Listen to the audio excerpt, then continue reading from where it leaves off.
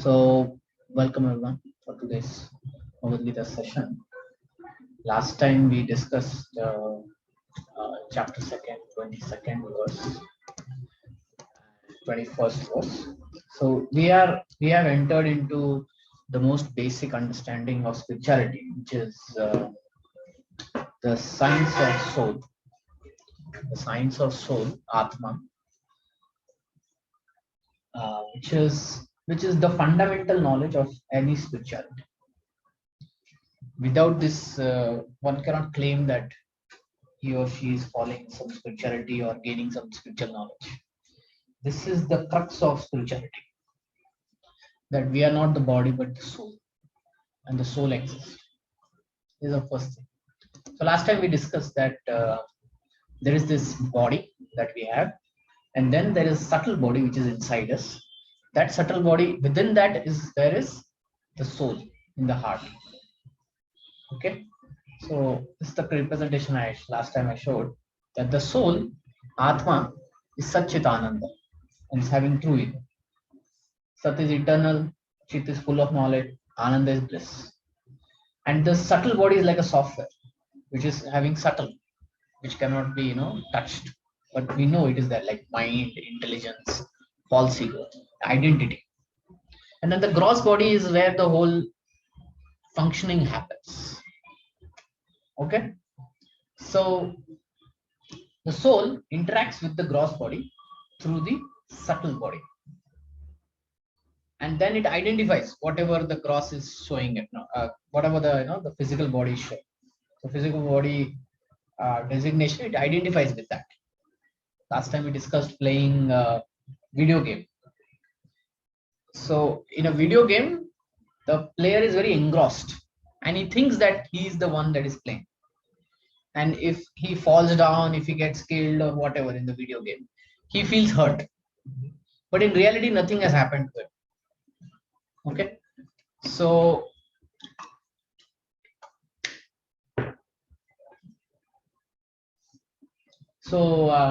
once we know our identity, that we are separate from the body, then we can attain peace also, just by knowing this thing. And I gave you the example of Socrates.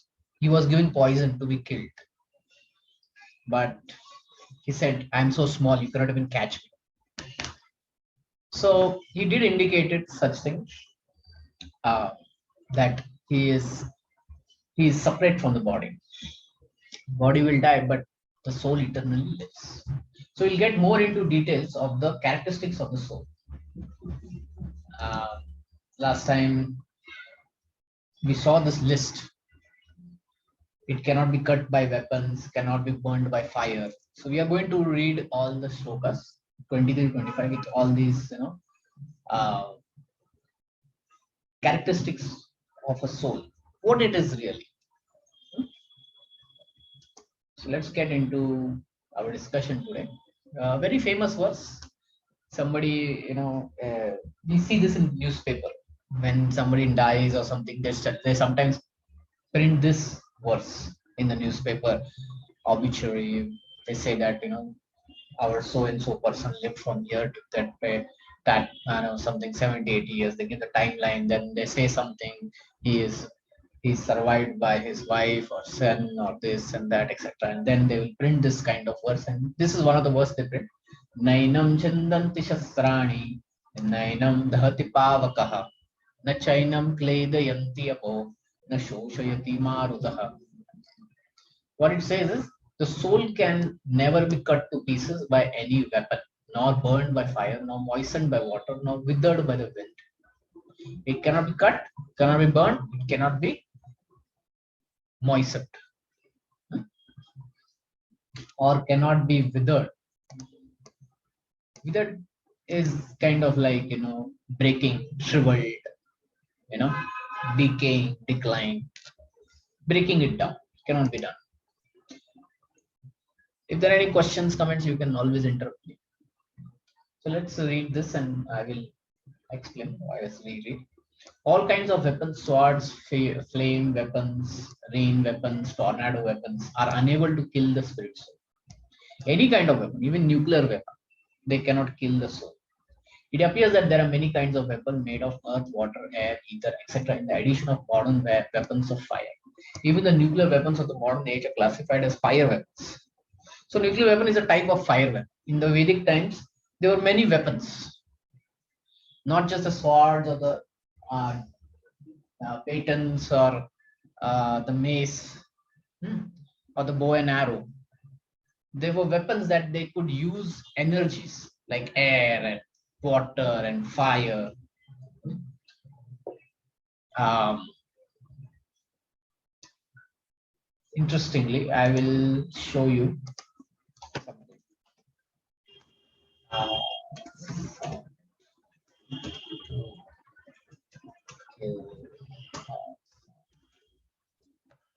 Extinguish fire. So, very interesting experiment has been done.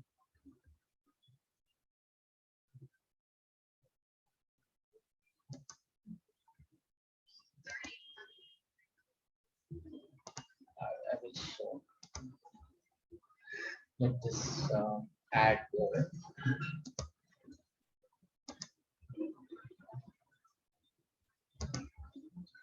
So this is a sound, and using sound.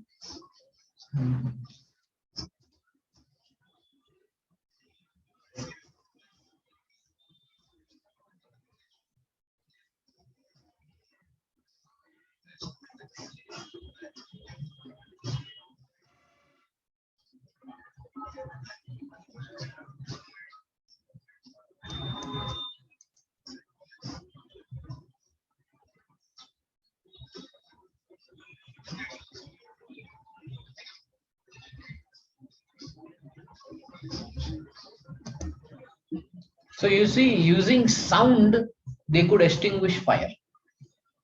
So in the Vedic times, they knew how to access these kind of energies by chanting mantras and invoking, subtle powers. So there are various kinds of weapons. So nuclear weapon is a kind of one of the fire weapon, and any weapon cannot touch the soul. It cannot touch the soul. Nor do modern science have knowledge of tornado weapons.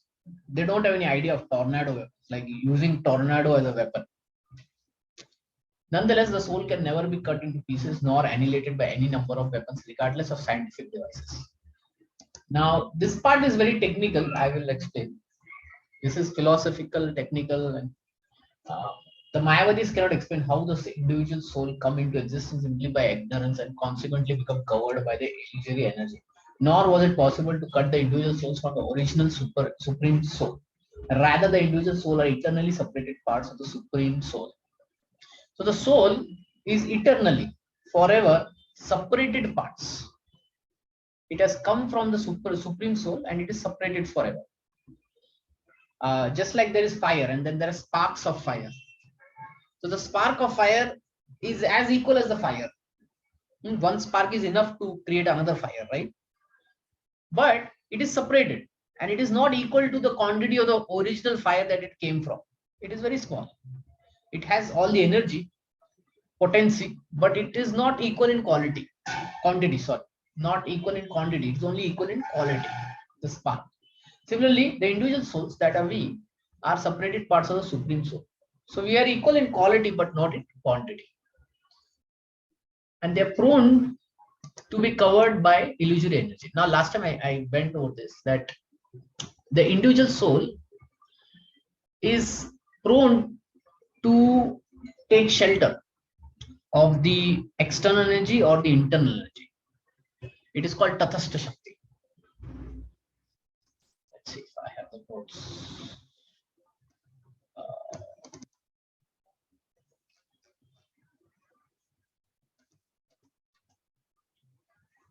Okay, I don't have notes, but yeah.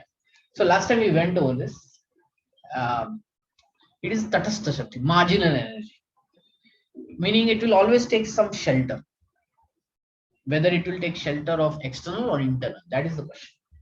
And then, thus becoming separate from the association of Supreme Lord, just as sparks of a fire. although one in quality with fire, are prone to be extinguished when out of fire. So the spark, if it falls on some rock or something or water, it won't ignite. It will die away.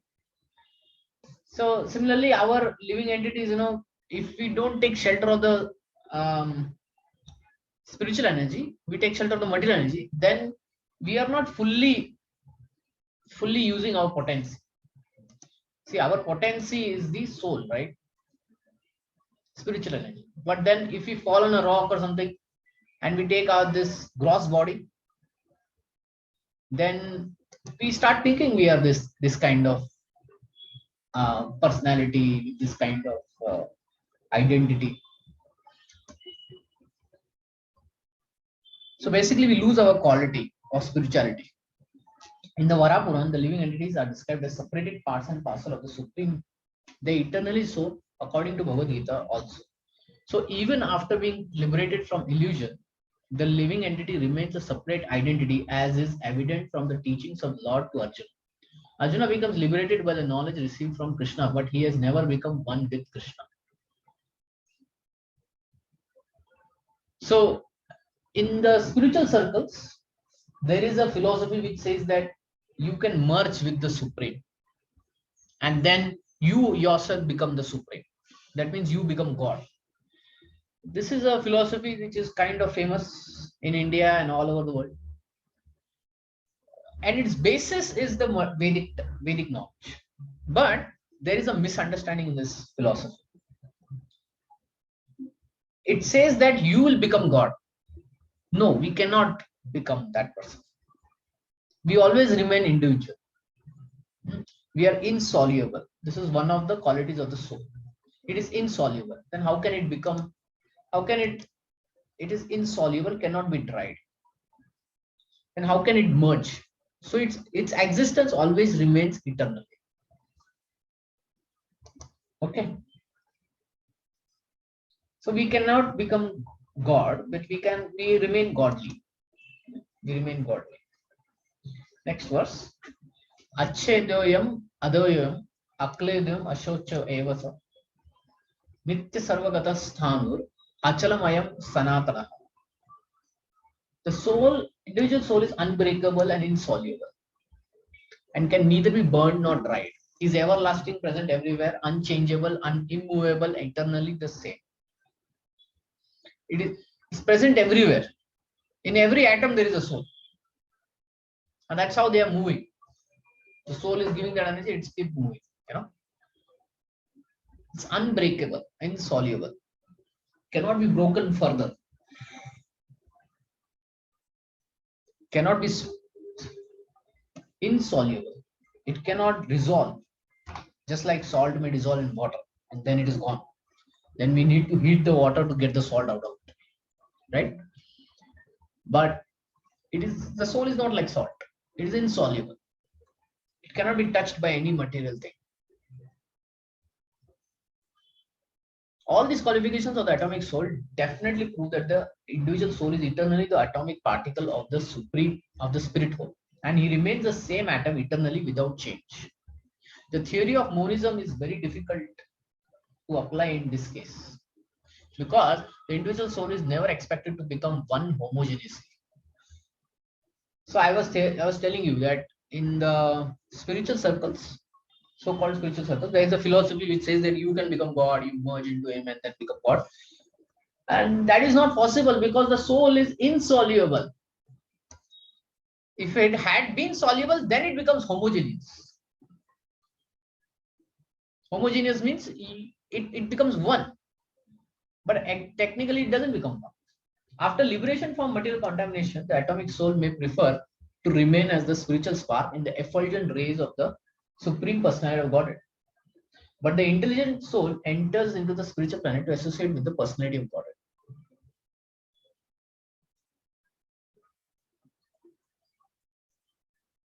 So after liberation, it enters into the spiritual planet.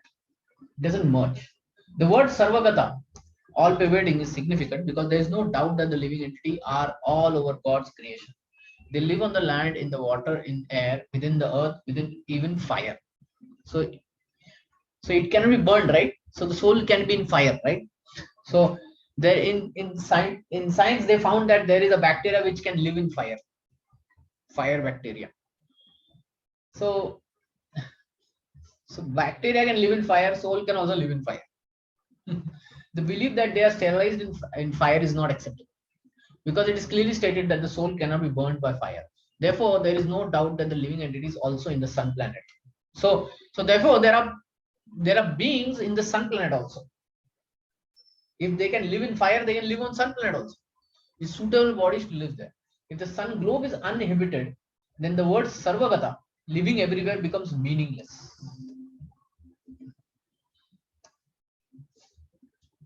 Sarvagata means it is everywhere, even outside Earth, in the vacuum, in other planets also. That's what it is. 2.25. Avaktoyam achintoyam avikaroyam uchyate tasmadevam viditvainam nanu sochitum arhasi. It is said that the soul is invisible. It is invisible, definitely. We cannot see. Inconceivable. Inconceivable means it's not so easily understood. If we give this Bhagavad Gita to a scientist, they will find it difficult to understand. Not capable to be of being imagined or grasped mentally. Unbelievable. So sometimes scientists reject Bhagavad Gita because they cannot even digest the concept of soul.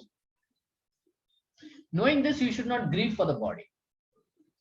Okay. As described previously, the magnitude of the soul is so small from our material calculation that he cannot be seen even by the most powerful microscope. Therefore, he is invisible. As far as the soul existence is concerned, no one can establish his existence experimentally beyond the proof of Shruti or Vedic wisdom.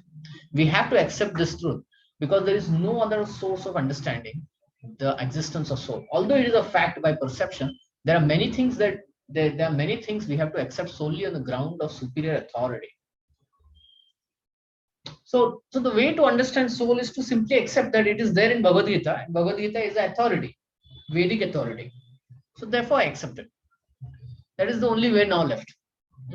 We gave some explanations like intuitive understanding. He passed away. Who passed away? The body is still lying there. Then identity, me and my body, are two different things, right? Then reincarnation, out of body experience, near death experience. All this tells us that there is something in the body which can remember from past life, which can go out of the body and see. So from these explanations, it is not, we tend to the understanding of soul. Okay. Scientists need proof. They need physical proof. But soul cannot give physical proof because it is spiritual. How can it give spiritual, physical then? So then we are left with, okay, Vedas is superior authority. Therefore, we accept it. No one can deny the existence of his father based on the authority of his mother. So if the mother says this person is your father, then we accept it, right? We don't say, oh no, I have to do DNA testing. No, we don't do like that. There is no source of understanding the identity of the father except by the authority of mother. So even though DNA testing is there, all of us accept our father simply on the basis of our mother, right? Agree? So there are so many things there are so many things that we accept, basis on authority. The policeman, when he catches us and he says, oh, this is the rule, you broke this rule, this section, that. Do we go and say, oh, show me in the book? These are accepted because that person is authority. So similarly, Vedas are themselves an authority. Similarly, there is no source of understanding the soul except by studying the Vedas. In other words, the soul is inconceivable by human experimental knowledge. So it is inconceivable by human experimental knowledge. However experiments we may do, we cannot come to the conclusion that soul is there. So the concept of soul, right? Once long time back, maybe 100 years back, a doctor really wanted to figure out this soul. So what he did was, there was a person who was dying. He was about to die. 1 day, 2 day, whatever. So he kept him on a weighing scale. His body, he kept him on a weighing scale, and he came to know, okay, his body weight at this point is something like 70 kgs or something. And then in 1 or 2 days, the person died. Then again, he weighed the body, and he found that there is a difference of 8 grams. So it was 70 before, now it is 69.2. So 8 grams he found difference. And then he said, oh, maybe the soul is then 8 grams. So he published his paper and said, the weight of the soul is 8 grams. But it is not accepted like that, because the soul is spiritual. Therefore, any material thing cannot measure it. Therefore, that conclusion is not accepted. The soul, consciousness, and conscious. That is also a statement of the Vedas. The soul is consciousness and conscious. So the soul is conscious. It's not a dead thing. It is conscious thing. If you see, I drew this as a human being, right? So the soul has a form, almost like a human form, but it is spiritual body.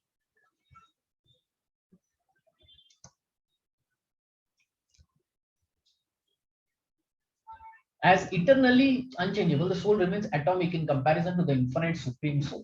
The supreme soul is infinite, and the atomic soul is infinitesimal. Infinitesimal is, it's not, it doesn't mean infinite, it means the smallest. Extremely small, minute, tiny, minuscule. Therefore, the infinitesimal soul, being unchangeable, can never be equal to the infinite soul or the supreme person of Godhead.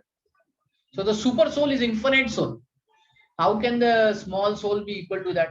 Quality is same, but not quantity. Like you may go to a sea, Arabian Sea or wherever, beach, and you want to know, okay, what are the properties? Then you can take one glass of water, the sea water, and test all the properties, and you can say, okay, there is this much ammonia, there's this much that. Then you can say, okay, the sea also has ammonia, the sea also has phosphate, the sea also has magnesium, something like that. You can keep telling that. But the glass of water that you took, sea water, is that equal to the sea? No. But the qualities that we find in the sea, we can find in sea water, right? In that glass of sea water. Yes. So therefore, we cannot equate the glass of sea water to be the sea.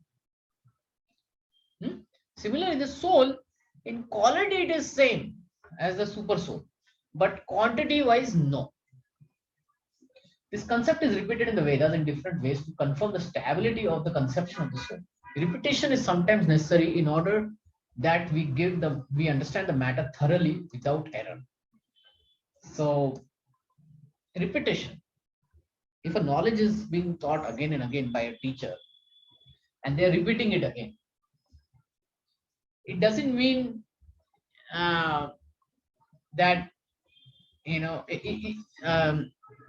the student may say, "Kya hai?" Again, the same thing is no. It is for better understanding. It's for you have to understand it to the best level. So sometimes repetition is there in the Vedic texts, but that is to harden our understanding, better our understanding, improve our understanding from all sides. Therefore, the repetition is there. A teacher repeats. A recap happens at the start of the lecture. Why? Because he wants to bring the children on the same page. He wants them to understand the next thing with the understanding of the previous thing. So he may repeat. And that is not an error. That is just to reinforce us, to make us stronger in our understanding. Okay. Any question or comment? No, sir. Okay, sure. So let's move forward. Atha chainam nitya jatam nitya va manase mritam tathapi tvam mahabaho nainam sochitam arhasi. If however you think that the soul or the symptoms of life will be born and die forever, you still have no reason to lament. So soul is difficult to understand, right? But even without the soul, if you just think that, okay, people are going to die, people are going to take birth, like that, people are going to take birth, will die. Then dying on this, in this battlefield for somebody else, So the point I'm trying to say is that Arjuna is worried that my family members will die and all that. Then from the soul perspective, Krishna is saying actually the body dies, but the soul remains. So there is no really lament. Okay. But if you say, even if you don't accept this thing, then you definitely know, right, that the person who is born will be dead also. So even from that perspective, why there should be lament? Right? That's what Krishna is trying to say. Why there should be a lament? Passionate expression of grief and sorrow. So suppose someone goes family trip, they reach the hotel, they reach a famous place like Mahabaleshwar or something. 3 days they are nicely enjoying, and after 3 days they have to come back to their home city, right? Whatever the town may be, uh, Mumbai, Pune, or whatever. Now if the children they try and they say, oh, I don't want to go, I don't want to go, then that is childish, right? So one should not lament leaving the uh, tourist place, because they know that we are not here to eternally live, right? After 10 years of school there is farewell, students cry and all that, but teachers will come and say, oh, this is just a part of it. you know you will start from standard 1, by 10th standard or 12th standard you will leave the school. This is just a part of it. You don't have to be so much worried. Similarly, Krishna is also saying that those who have taken birth will die. It is just part of this way that we are living. It is not eternally. So don't be so passionately grieving about it. Calm down. Be practical. Stable yourself. So even from that perspective, without accepting the soul, Krishna is telling Arjuna, you don't lament. Now, this kind of philosophy that I told, which doesn't take into account the soul, but which keeps telling those who have taken birth will die and therefore you don't lament. It is there in other philosophies. So like we will see here, like Buddhist philosophy and the Lokyatas and the Vaibhashikas. These are the philosophers who think like this. Even from this perspective, Arjuna, you don't worry. There is always a class of philosophers almost akin to Buddhist who do not believe in the separate existence of the soul beyond the body. When Lord Krishna spoke Bhagavad Gita, it appears that such philosophers existed and they were known as Lokayitikas and Vaibhashikas. Such philosophers maintain that the life symptom takes place at certain mature condition of material combination. They don't think it that, oh, life comes from soul. No, they think that life comes some point, some time. They think like this, just like scientists. They say Big Bang happened and all that. Then from amoeba came another living being and something like that. It needed water. Life came from water, right? Modern scientists, they have this understanding. Life comes from water. So if they find water in moon, they'll say, oh, there is life there also.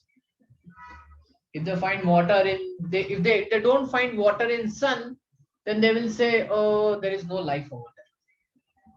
So they have this kind of understanding and logic that they present. The modern material scientists and materialistic also think similarly. According to them, the body is just a combination of physical elements, and at a certain stage, the life symptoms develop by interaction of physical and chemical elements. The science of anthropology is based on this principle. Anthropology. Study of human societies and culture and their development. The study of human biological and and physiological characteristics and their evolution. So anthropology is to dealing with evolution, the Darwin theory. Even they think the same way. Currently, many pseudo religions now become fashionable in America are also adhering to this principle, as are the nihilistic, non-devotional Buddhist sect. Nihilistic. Nihilistic means reducing it to zero. Life is meaningless. So Buddhist, they may tell like life is meaningless. Nihilistic. So Vedic knowledge is not like that. Even if Arjuna did not believe in the existence of soul, as in the Vaibhashika's philosophy, they would still have no cause for lamentation. No one laments the loss of a certain bulk of chemicals and stop discharging his prescribed duty. So, if a dead body dies, it is just some chemicals which are burnt, right? It's like the body is full of chemicals, na? Potassium, sodium. We saw that, right?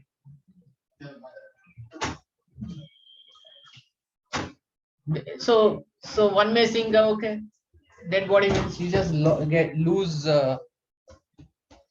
this full few chemicals. You lose few chemicals. So if few chemicals, few chemicals, if it is lost, then what is the point here?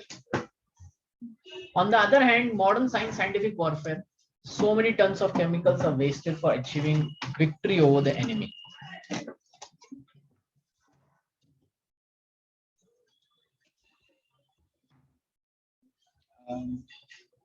Just hold on for.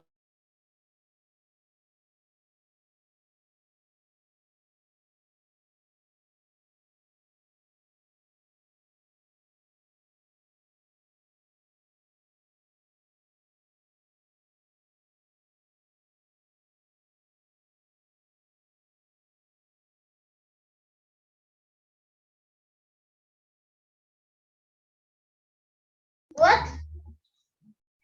So yeah. So on the other hand, in modern science and scientific warfare, so many tons of chemicals are wasted for achieving victory over the enemy. According to Vaibhashika philosophy, the so-called soul or Atma vanishes along with the deterioration of the body. So they think that the soul also goes away with the death of the body.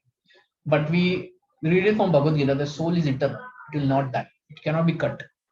So in any case, whether the Arjuna accepts the Vedic conclusion that there is an atomic soul or he does not believe in the existence of soul, he has no reason to lament.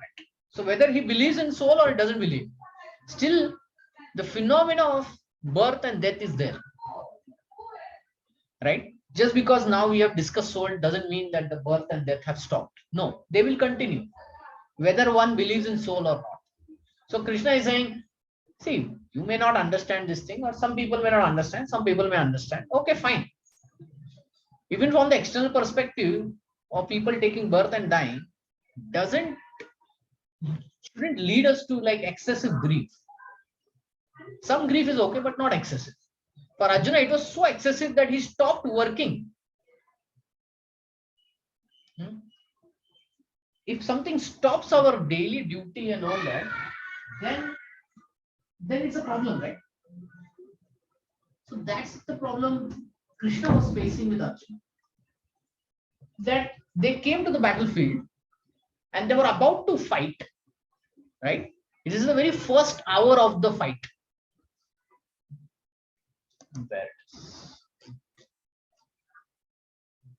It's the very first hour of the fight. And Arjuna, in 5-10 minutes, he said, I don't want to fight.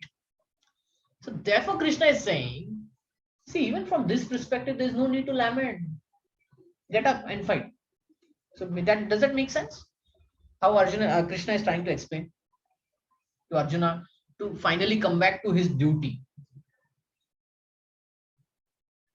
Get it? So in any case, whether Arjuna accepted the Vedic conclusion that there is atomic soul or he does not believe in existence, he had no reason to lament. According to this theory, there are so many living entities generating out of the matter every moment, and so many of them have been vanquished every moment. Every moment, there is no need to grieve for such incident. If there are no rebirth for the soul, if there were no rebirth for the soul, Arjuna had no reason to be afraid of being affected by the sinful reactions due to his killing his grandfather and teacher. But at the same time, Krishna sarcastically addressed Arjuna as Mahabahu, mighty armed, because he at least did not accept the theory of Vaibhashikas, which leave aside the Vedic wisdom. So Arjuna was a Vedic person, so he didn't accept the Vaibhashikas. But still, from the Vaibhashikas' perspective, he said, you need not lament. As a Kshatriya, Arjuna belonged to the Vedic culture and he behooved him to continue to follow its principle.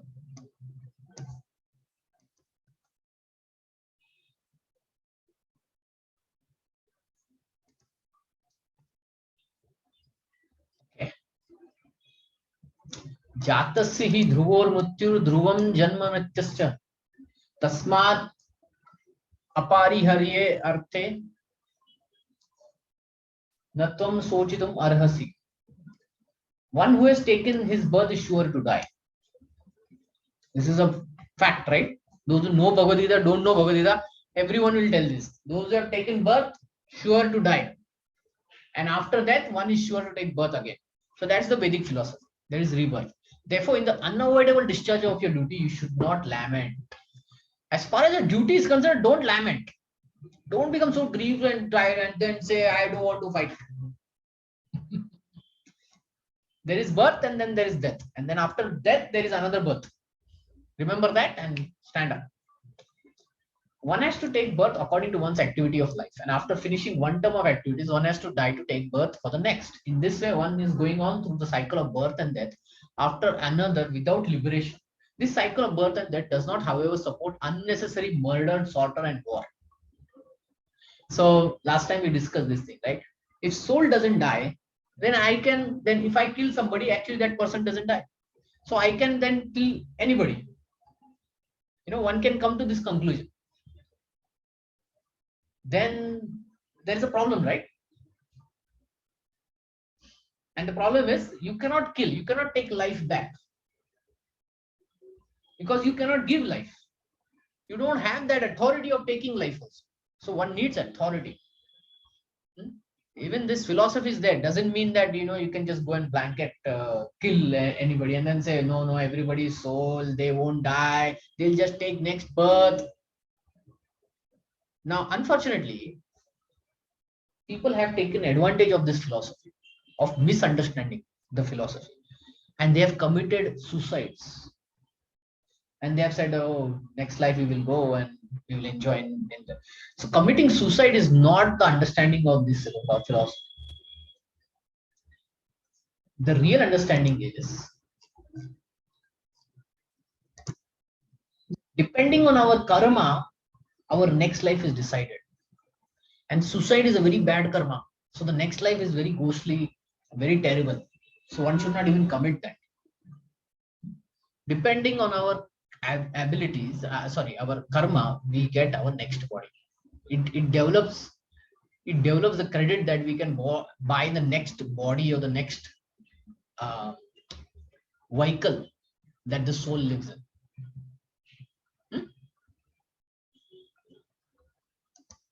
So one should be very careful of misunderstanding this philosophy. But at the same time, violence and war are inevitable factors in the human society for keeping law and order. So violence and war are inevitable. Inevitable means they cannot be avoided. We need violence. Why? Why do we need violence? Any idea? Why do we need violence?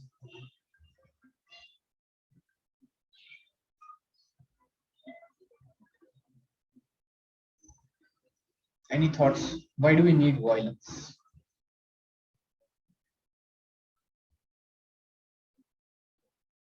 Are you there? Mm-hmm. Maybe to bring order sometimes. Sometimes it's always, right? Because if the other person is not listening at all, then you need violence. You need a war. Not Why? a war, but yeah, tell me. Violence, like, See, no, I don't know. Say, to protect the weak from the evil, you need to be violent. You can't go the Gandhian way and say, oh, you can hit me as much as you want. I won't attack you.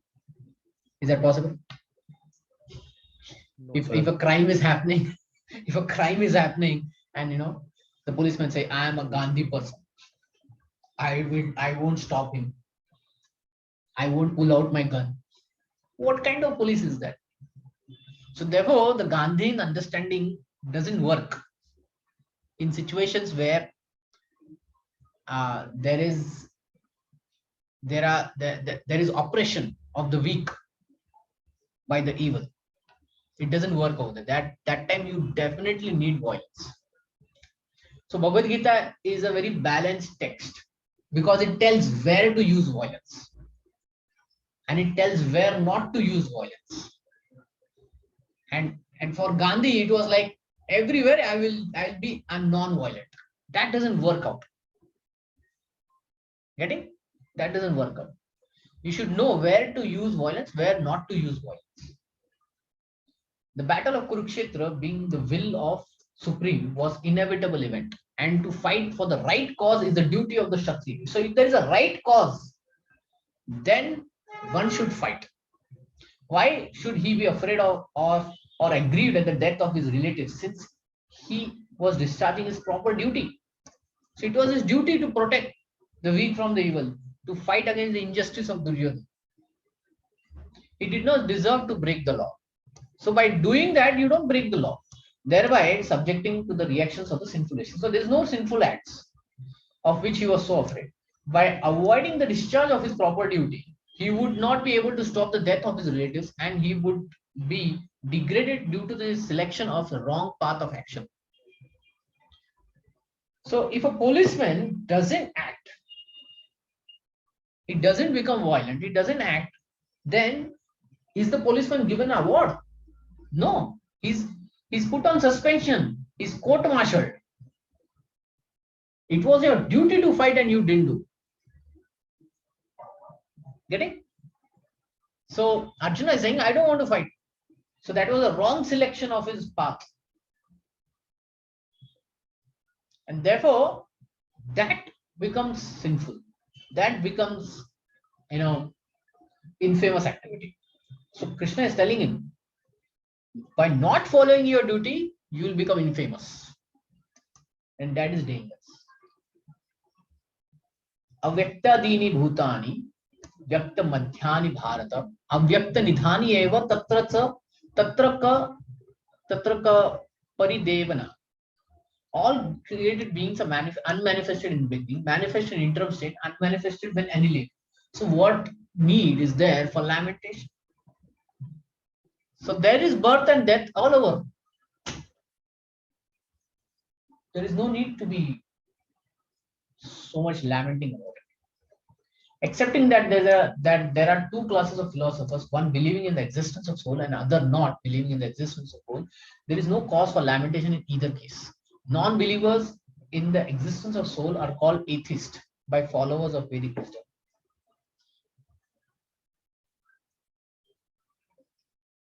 So even if for argument's sake we accept that this atheistic theory, there is still no cause for lamentation. See, from the atheistic point of view also, it is okay. Apart from the separate existence of the soul, the material elements remain unmanifested before creation. So this is something background that what happens, but let me read through it and then I will tell what exactly it is. From this subtle state of unborn manifestation comes manifestation, just as from ether air is generated, and from fire is generated, and from fire water is generated, and from water earth becomes manifested. So this is the Vedic way of explaining how elements came. So elements came from ether, that is space. Space came through sound, and air came from ether, and fire came from air, and water came from fire, and earth came from water. Okay, that's how the Vedic science explains. The modern science is nowhere near to this understanding. Okay. From the earth, many varieties of manifestation take place. Take, for example, a big skyscraper manifested from the earth. When it is dismantled, the manifestation becomes again unmanifested. So people build skyscrapers or buildings and then they destroy it. And then it becomes dust. So dust is kind of unmanifested. Unmanifest means there's no form in it. Then you give it a form, like a building or something, and then you destroy it. Then again it becomes powder. It becomes dust. So again it becomes unmanifest. When it is dismantled, the manifestation becomes again unmanifest and remain as the atom in the individual ultimate stage. The law of conservation of energy remains. So law of conservation of energy remains. What it means is we used mud to create a building and then we destroyed it, and then what remained is mud. So did the quantity of mud is lost? No, it is still conserved. It still remains the same. But in course of time, things are manifested, unmanifested. That is the difference. Then what cause is there for lamentation, either in the case of manifested or unmanifestation? Somehow or the other, even in the unmanifested states, things are not lost. Both at the beginning and the end, all elements remain unmanifested, and in the middle they are manifested. This does not make any real material difference. And if we accept the Vedic conclusion as stated in Bhagavad Gita, that these material bodies are perishable in due course of time, antamanta ime deha, but the soul is eternal, nitya soyukta sharinaha, then we must remember always that the body is like dress. Therefore, why lament the changing of a dress? The material body has no factual existence in relation to the eternal soul. It is something like a dream. In a dream, we may think of flying in the sky. So this is a very interesting example. We will focus on this. In a dream, we may think we are flying in the sky or sitting on a chariot as a king. But when we wake up, we can see that we are neither in the sky nor on the chariot. The Vedic wisdom encourages self-realization on the basis of non-existence of the material body.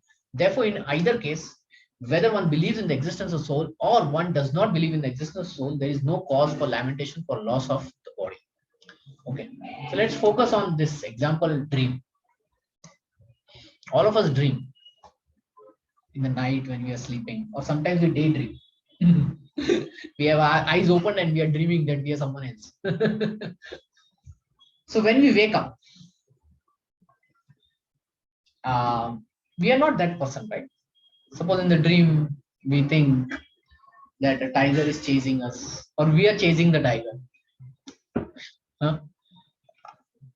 Or we have become the butterfly, or the bird, or the tree, or something. That existence, that identity, is only in the dream, and once we wake up, then dream is gone. Similarly, when one takes birth, he is given an identity. You are so and so person.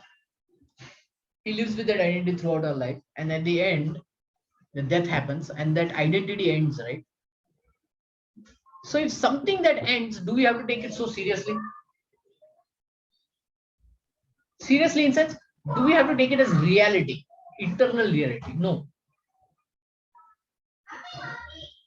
Getting? Yes, sir. See, we are discussing philosophy. We are discussing logic.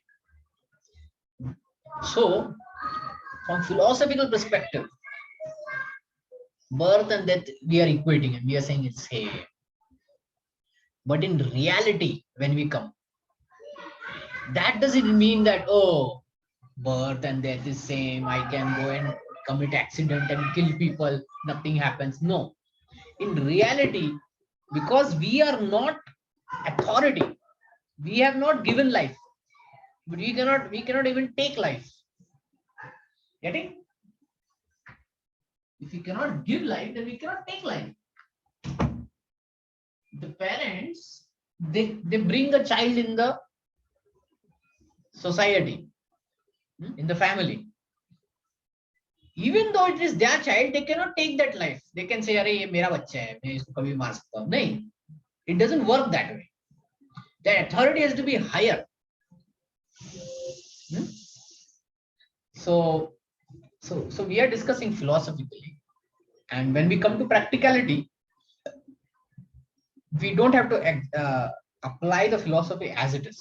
We have to apply it in the right understanding. Okay.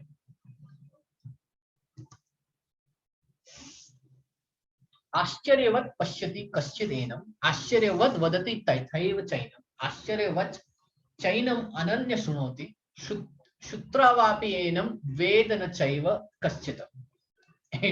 Now this is interesting verse of Bhagavad Gita. After telling the whole concept of the soul, Krishna is saying some look at the soul as amazing. They think, oh, very amazing, ascharya. Some describe them as amazing. Oh, it is very amazing. Some hear of them as amazing. अरे सुन के ही बहुत हो गया, amazing. While others, even after hearing, say cannot understand. Because समझा ही नहीं, what is this soul? I didn't understand. So Krishna says yes, it is inconceivable. You may call it amazing. You may not believe in it, or you may believe in it, whatever. But these all opinions are there. Since Gita Upanishad is largely based on the principles of Upanishad, it is not surprising to find this passage in the Katha Upanishad. Okay. It says that Shravanyapi Bahudhirnalapya. What it simply means is, even after hearing, we may find it very ashcharya. We may find it very amazing. We may find it difficult to conceive, which is true. The fact that the atomic soul, now this is all philosophy, about 3 paragraphs. I think we can complete this. The fact that the atomic soul is within the body of a gigantic animal, in the body of a gigantic banyan tree, and also in the microbic germs, billions and billions of which occupy only an inch of space, is certainly very amazing. Men with poor fund of knowledge and men who are not austere cannot understand the wonders of the individual atomic spark of spirit, even though it is explained with the greatest authority of knowledge, who imparted the lessons even to Brahma. Now, this is all philosophy. Uh, Let me go through it and then I will talk a little bit on it. Owing to the gross material conception of things, most men in this age cannot imagine of such a small particle being so great and so small. It is difficult for us to think that so great, soul is so great and it is very small also. How come? So men look at the soul properly as wonderful. Oh, it is just wonderful, either by constitution or by description. Illusioned by the material energy, people are so engrossed in subject matters for sense gratification that they have very little time to understand the question of self-understanding. So people are so disturbed in today's life, they are not even thinking of higher things. They are just thinking, oh, today evening if I am going to get my food or not. And they are just worried about that. They are not thinking anything more than that. Even though the fact that without this self-understanding, all activities result in ultimate defeat in the struggle for existence, perhaps they have no idea that one must think of the soul and thus make a solution for the material misery. But if we think about the soul, then we can stop all material misery. That is the greatness of this philosophy. Some people who are inclined to hear about the soul may be attending lectures in good association, but sometimes owing to ignorance, they are misguided by the acceptance of the super soul and the atomic soul is one without distinction of magnitude. Now, this means that there are people who know about soul, but then they will end up saying, I am that super soul, I am God. I merge into it and I become God. No. They go to the other extreme of false understanding. One is they are not interested at all. Second is they are so interested that they falsely think that they are the supreme. They don't have the understanding that, oh, actually we are small. In quantity wise, we are never equal to the supreme soul. We are never equal to God. But somehow philosophically they come to this conclusion. They say, no, we are also God. So that is not acceptable. Does this understanding is very clear? Because in spiritual circles, this is the most biggest confusion that is going on. Can we become God? Let me ask you, if you can answer me. Can we become God? Yes or no, and how? Tell me. No, sir, we cannot become God. Give me the reason why. We can become godly, but we cannot become God. Why? What is the problem? We are part of Him. We cannot become God.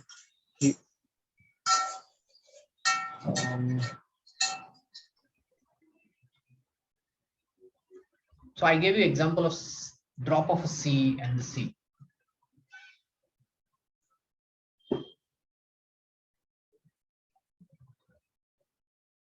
Does that help you understand?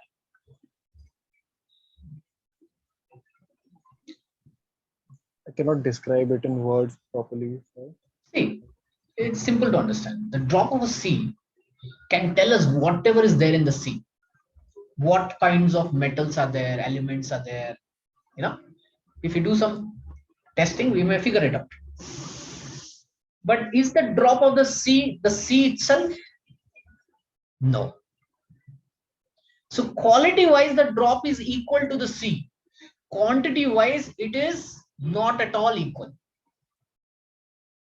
Similarly, we are part of God. Quality wise, we are equal. Quantity wise, no. He is so powerful. Are we that powerful? No. If we were to become God, then there is something which is stronger than God. You understand this problem with this logic that I can become God, meaning that there is already something which is greater than God and it is able to give us the position of God. Otherwise, how can we become God? Then that which is able to give us the position of God is actually God. And that becomes complex to understand because it doesn't happen that way. If we were God, we would have never fall down. God means you cannot fall down. Nothing can touch you. You're all powerful. Then how come we are so powerless in our life? We are struggling to eat, to earn, to live. Diseases are catching us. So how can one say I'm God? Yes, sir. Agreed. Yeah. Like, in the audience, somebody says, I'm Sachin Tendulkar. How can you say Sachin Tendulkar? You are just an audience. Some cricket player and comes, I am Sachin Tendulkar. How can you say, if you are just playing, you are you. You can never become that guy. A child can be legal representative of his parent, but can he be the parent? No. No, sir. So that's the thing. The child can never become the parent. He can just be legal representative or part and parcel of his parent, but not the parent. So I hope that is clear. So yeah, beware of this philosophy which says that you can become God. No, it is impossible. If we were God, then we wouldn't have been struggling so much, right? Does that help you understand? Yes, sir. Yes, sir. Yeah. So that's how we have to understand. If we were God, then there was no point in reading Bhagavad Gita. We ourselves could tell the full knowledge. We ourselves could control everything in this world. And then we don't have to work, we don't have to earn, we don't have to educate ourselves. If we are God, then we are all knowing. We should know everything. How come we don't know? We don't know this tax, we don't know that law, we don't know this formula. We don't know what is even going to happen to us after 1 hour.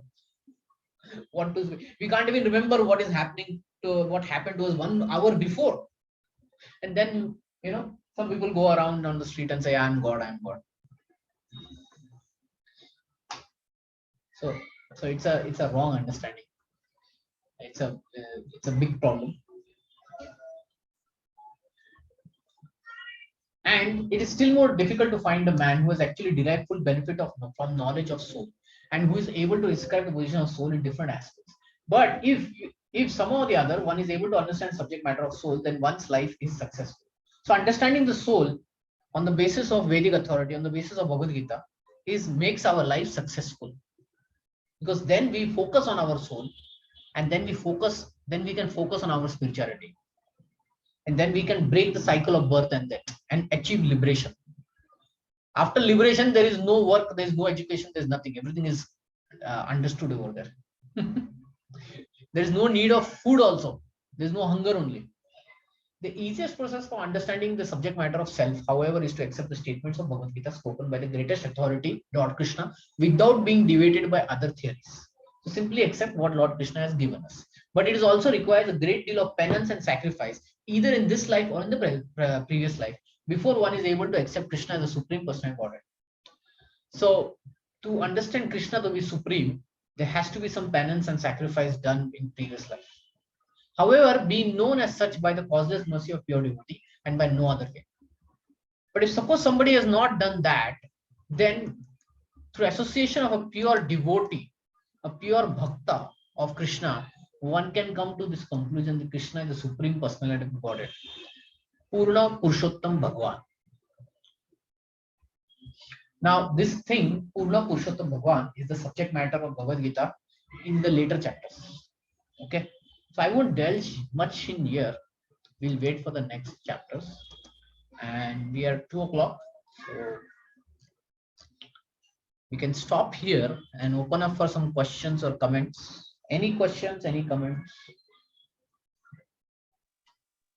Sir, in today's world, how do Hmm. we get that wisdom to um, how do we get the wisdom to understand when anger and violence is necessary and when it is not? Good question.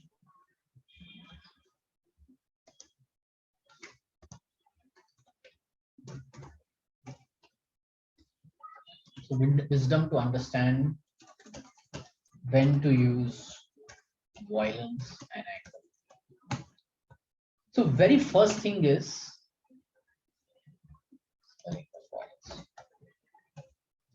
very first thing is we should first learn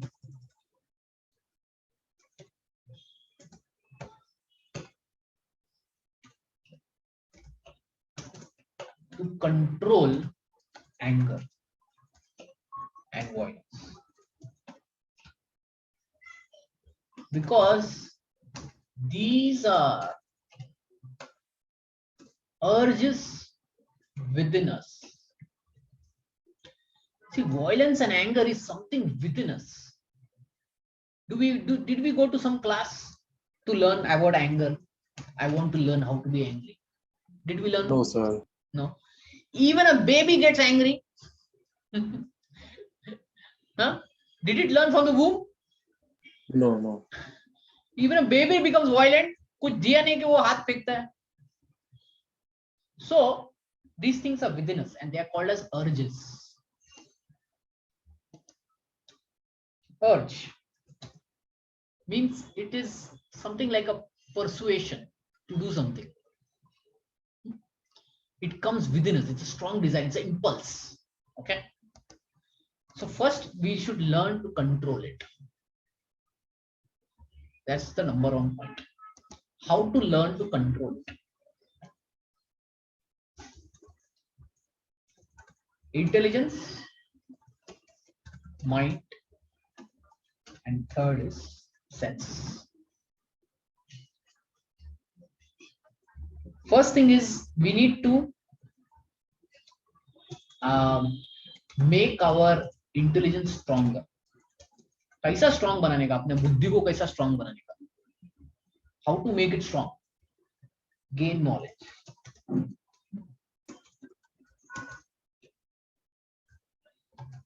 If we gain knowledge, then we can take proper decision.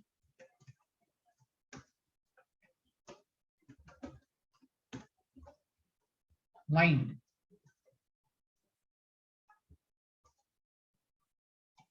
Calm down mind or control it. Mind is, see, if we have the knowledge that if we can make a proper decision, but still mind is very disturbed. Mind is disturbed. Still we may commit the anger. Right? So we need to calm down mind. One is through introspection, and second is through see, introspection. When we do introspection, the mind becomes calm. When we think about it and all that. So if suppose something is making making us very angry, right? We can stop. We can take some time before we respond. If we have to respond on email, we type the email, but we don't put the email ID. And then after 1 hour, we come and then we read what I wanted to type. Similarly, if you want to respond on phone, we don't call immediately and tell. We sit down, we tell. So introspection. Second thing is mantra meditation. We chant mantras, the holy name, by which the mind is cleansed and the mind calms down, and we can see things as they are. And the third thing is control the senses. Our senses are there, like eyes, nose, eyes, nose, touch. All these senses there. We need to control. we need to control. Control means we should use them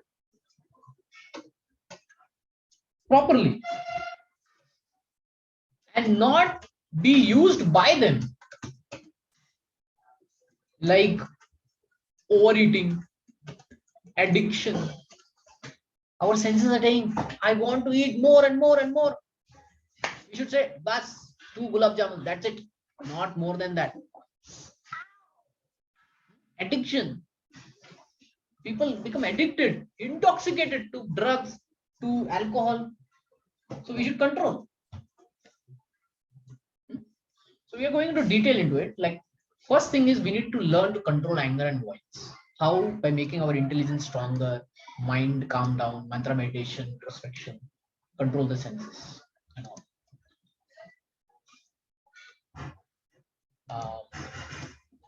Fourth, fifth,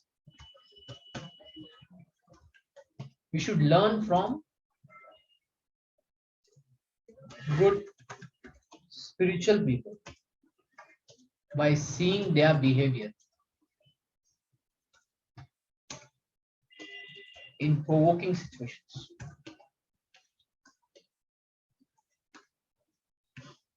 How they remain calm. So from people we can understand how to remain calm. So if we have good friends who are already able to control their anger and violence, then we can learn from them just by being with them. But if we are people with who are very agitated, then it becomes difficult. So avoid agitating association of people and things. Seventh. So Now things like things like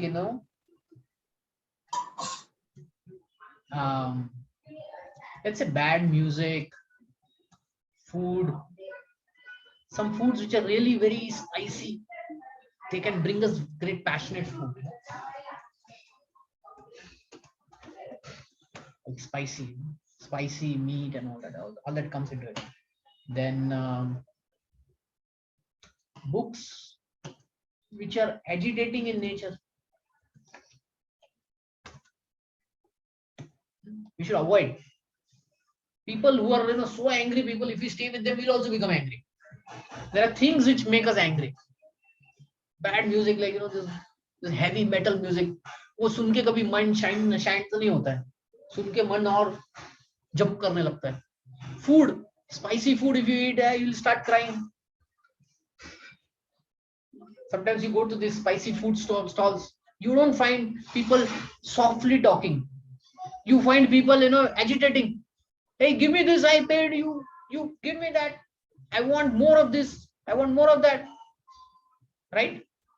Do you find that somewhere where people are selling milk? If there is a stall which is selling milk, do you find people fighting over there? No, right? But if they are selling something spicy, then you will find all kinds of people there.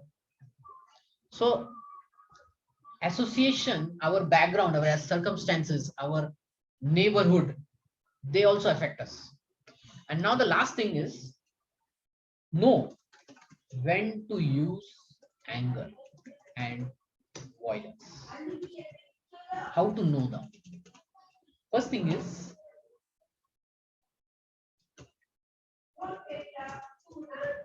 to protect the weak from evil. This is the general principle.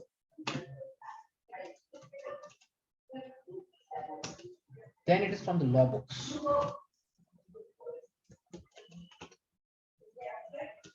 See, in self-defense, one can be angry, one can be violent. Do you know that? yes, sir. Yeah. So we should know when to make proper use of anger and violence. So to protect the weak from the evil, law books. Then from Vedic knowledge, when to use it. It will also point to protect the weak from the evil. And it will say that when truth is not spoken, then you have to speak the truth. Then it says where to use the anger. If something wrong is said, then you have to defend it.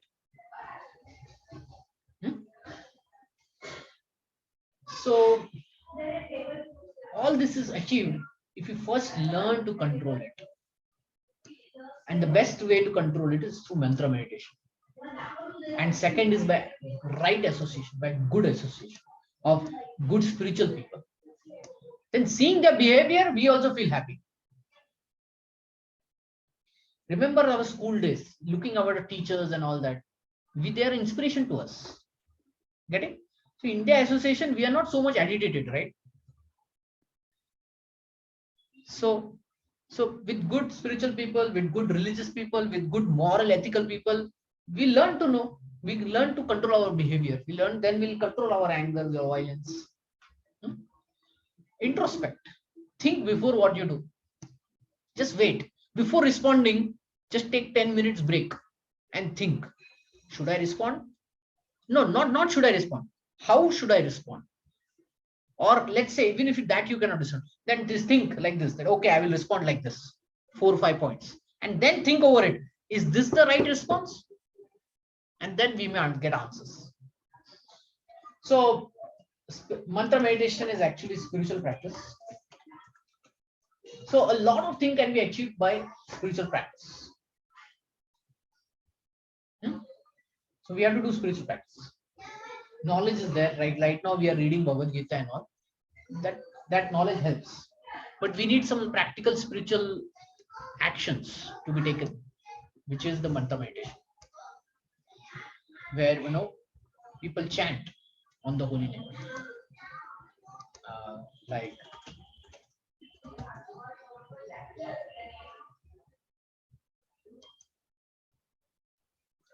they chant on the holy name. Yeah, and by repeating these spiritual words, you get spiritual energy, and by using that spiritual energy, you can overcome anger and violence. Does this help? Yes, sir. Yes, it helps. Okay, fine. So any more questions, comments, or we can close and meet next week and discuss from 2.30.